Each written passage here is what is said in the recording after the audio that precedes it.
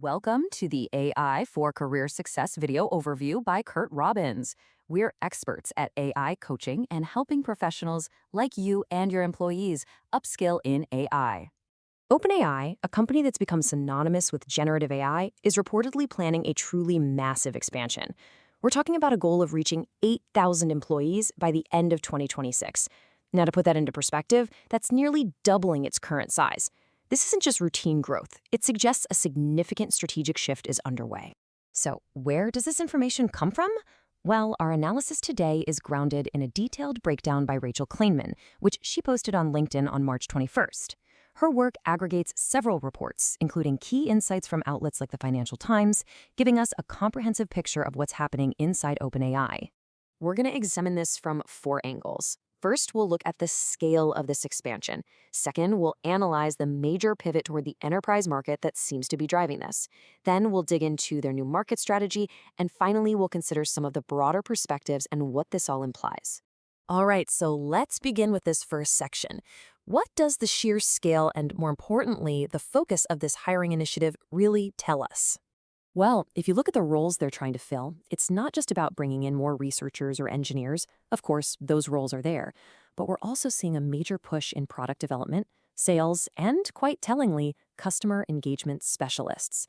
That last one is a strong indicator of a shift away from pure innovation and toward building robust, long-term relationships with clients. This brings us right to the core of the issue. This rapid scaling isn't just about becoming a bigger company, it's about becoming a different kind of company. It signals a deliberate and strategic pivot toward the enterprise sector. This slide really illustrates the transformation. Historically, OpenAI's focus was on research-led scaling and wide-ranging experimentation. The new focus, however, is on enterprise execution, discipline, and perhaps most critically, monetization. We are literally watching a world-class research lab transform into a serious enterprise software vendor. And the financial targets make this crystal clear. OpenAI is reportedly aiming for about half of its total revenue to come directly from business customers. That is a significant goal, and it tells you everything you need to know about where they see their future.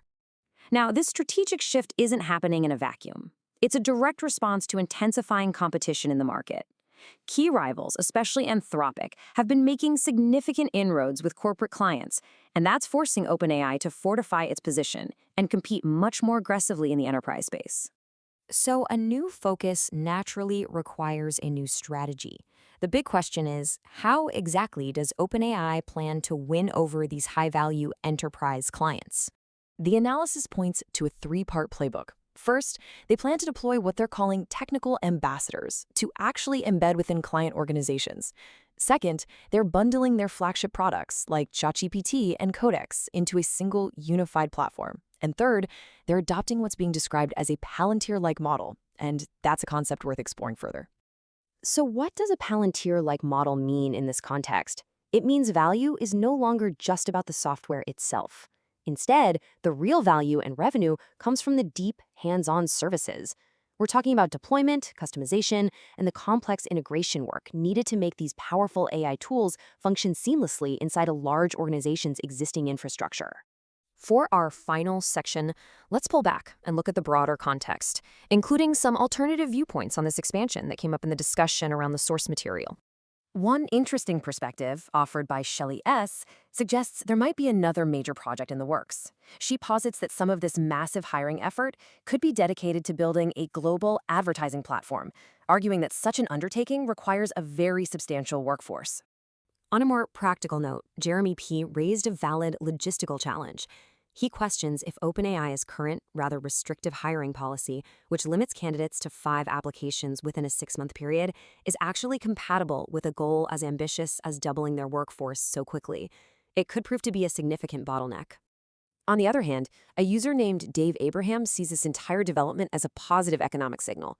At a time when many tech companies are conducting layoffs and sometimes pointing to AI as a factor, here we have a leader in AI undertaking a massive hiring initiative. It provides a welcome counter-narrative for the tech job market. So if we distill this all down, the crucial takeaway is that OpenAI is in the midst of a fundamental evolution. It's moving from being a research lab to becoming a competitive enterprise vendor. Its focus is shifting from simply acquiring users to ensuring the quality and sustainability of its revenue. a shift driven by the realities of high operational costs, fierce competition, and the absolute need to monetize. And this brings us to a final, thought-provoking question for the industry as a whole. As the line between pure AI research and enterprise software continues to blur, what new challenges, and indeed, what new opportunities will emerge for everyone? Thank you for watching. This is where we teach you AI and help you get smarter than your competition. If you like these videos, use the QR code at the beginning of this video to buy us a coffee or hire us to coach you or your employees in AI. We also encourage you to subscribe to the AI for Career Success YouTube channel. And please, like, comment, and share this video to help us reach a wider audience.